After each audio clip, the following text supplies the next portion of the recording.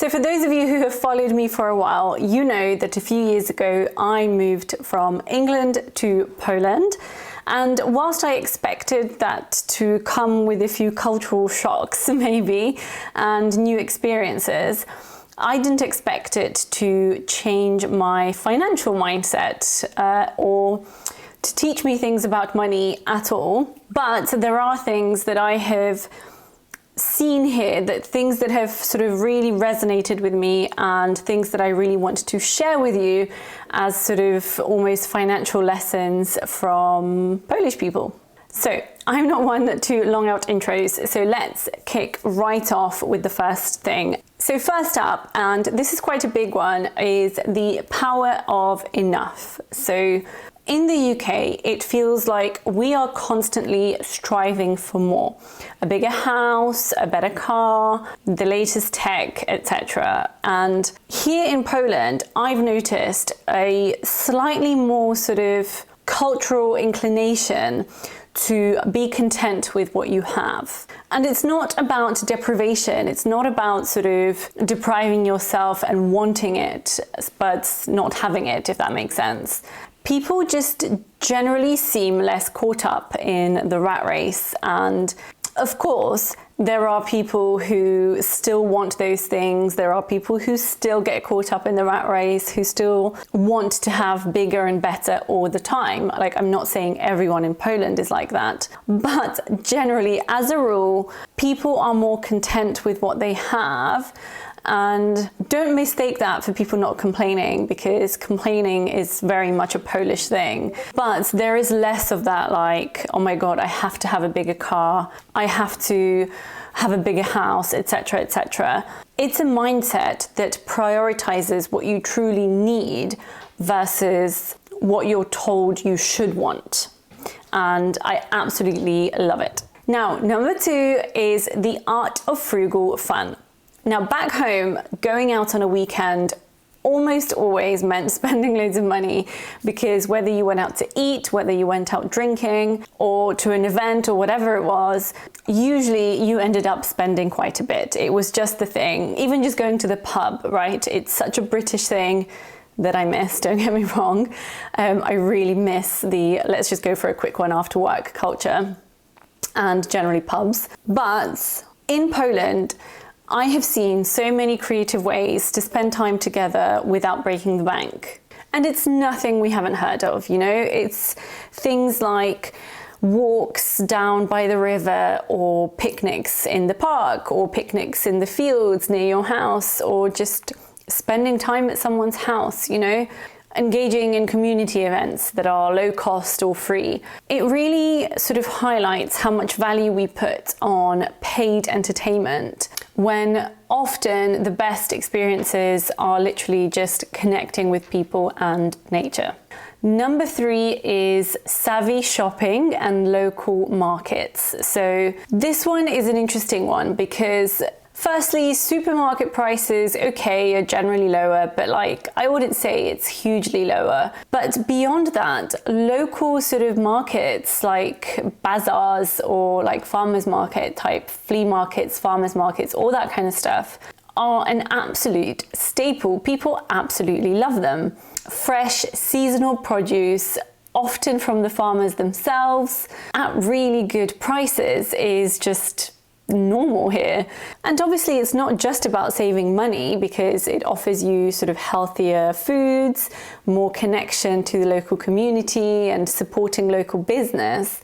But to me, sort of that focus on shopping locally, shopping from directly from people who make it, like, you know, I think I posted once on my story that at my local sort of orchard, I got this whole huge basket of apples that were like literally fresh from their orchard for like £1.50 or something. So yeah, it's amazing. Number 4 is DIY culture and the art of replacing. So this is a trend I absolutely adore here, because there is a much stronger inclination to fix things than it is to replace them. Whether it's mending clothes, like the amount of people here who were shocked when I told them I've never mended clothes before. I just threw them out and bought new ones. Whether it's repairing household items or even sort of learning new skills to be able to do these things yourself, or sort of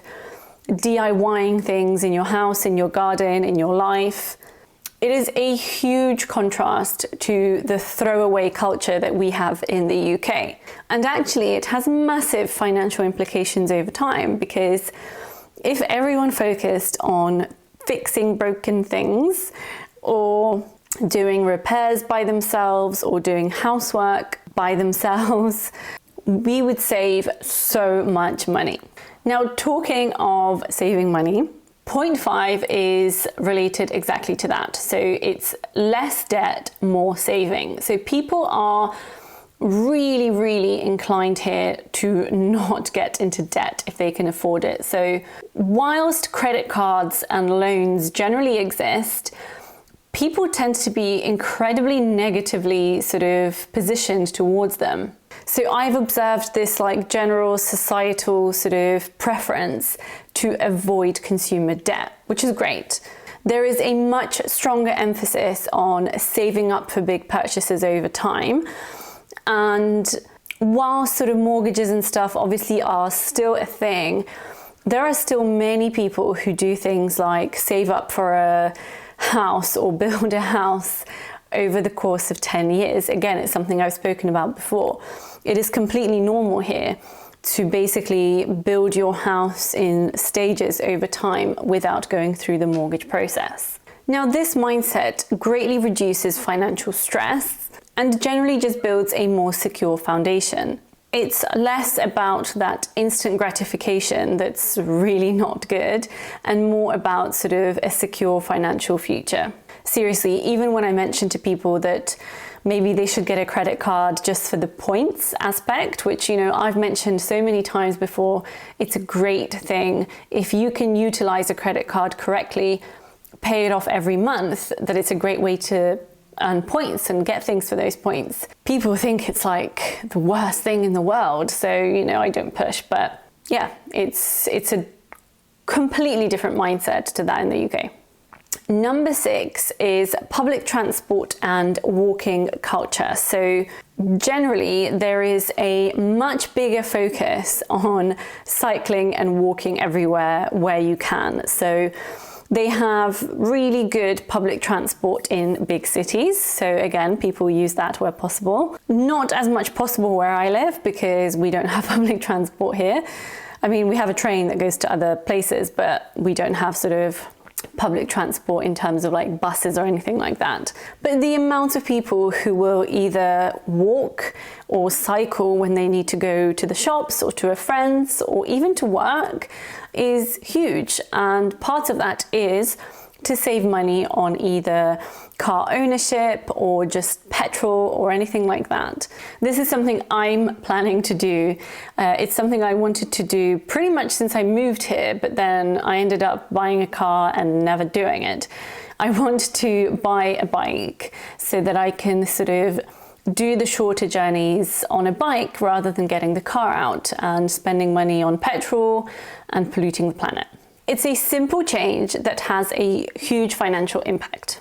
Number 7, home cooking is king.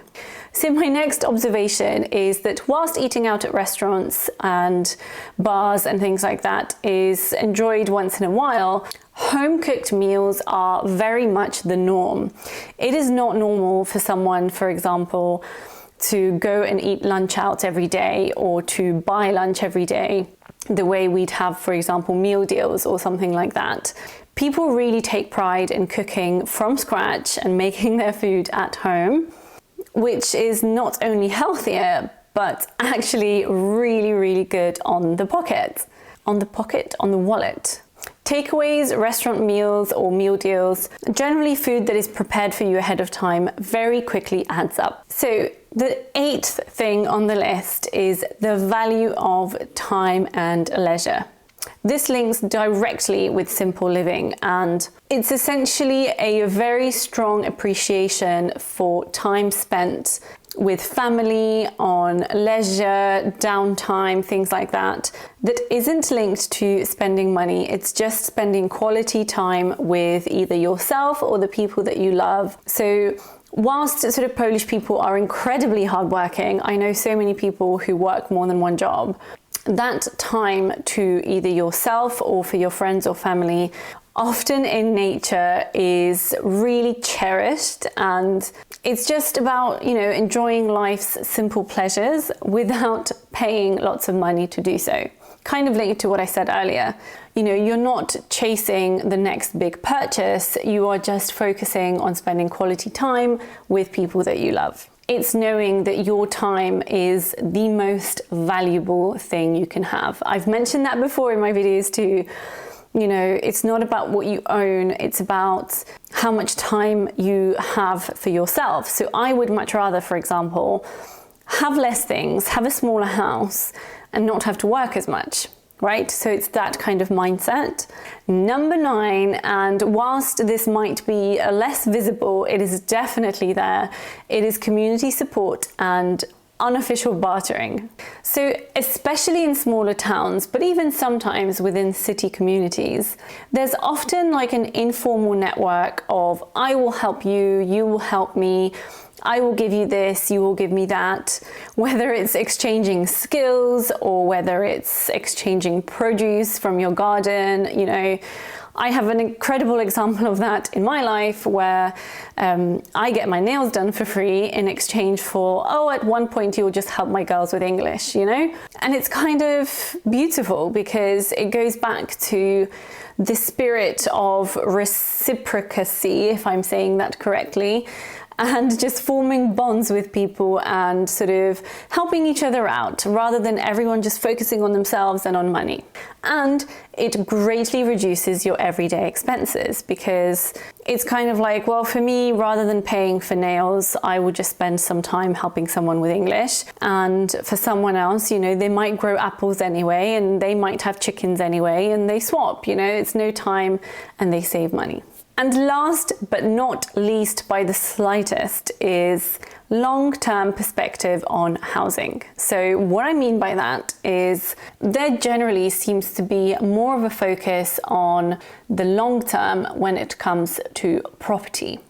People are very often completely content with smaller living spaces that are affordable with the focus on not having a mortgage or paying off a mortgage rather than having these big massive houses that are just a liability.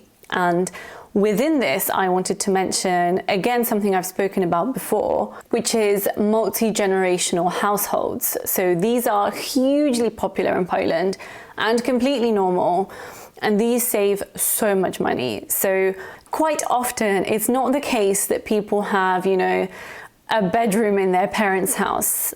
It happens, but often when I'm talking about multi-generational households, what they can do is they use one house that they separate into essentially 2 completely separate living spaces.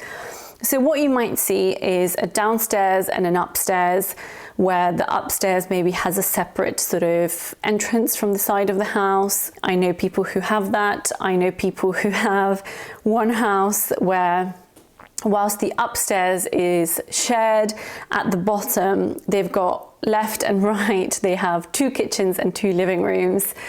And the whole thing, like, first of all, saves tons of money because you're not suddenly going out to buy your own property or build your own property when your parents already have one. But secondly, it offers you the support that living in multi-generational households gives, whether that's free childcare, whether that's help with cooking, cleaning, whether it's not needing a pet sitter when you go away.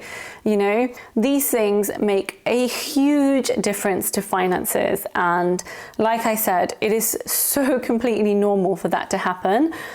And so many of my friends, family, you know, neighbors have that. And like I said, often it's separate living spaces within the same house. It's an approach to housing that sees housing as less of a status symbol and more of just a secure, safe place to live, which again contributes to a less financially stressful life. So what does this all mean? I'm not in any way saying that these are better approaches to life. It's just about recognizing that there are different ways of living your life, of approaching money and life, if you know what I mean. It's really about driving the fact that the pursuit of more isn't always the best route to happiness, that there are different paths to a financially free, happy future. The move to Poland really taught me that a simpler life often means a richer life, especially when it comes to how we view and manage our money. It's about being more intentional, more resourceful, and really appreciating the value of enough. So, have you ever thought about simplifying your life, or even moving abroad for a financial reset? I would absolutely love to hear your thoughts in the comments down below. And don't forget that I do have a community on Discord where you can chat to me directly for less than the price of a coffee per month. So we talk about everything from savings, investments, debt, pensions, just anything finance related. Don't forget to like and subscribe if you haven't already. Thank you so much for watching, and I'll see you in the next video. Bye.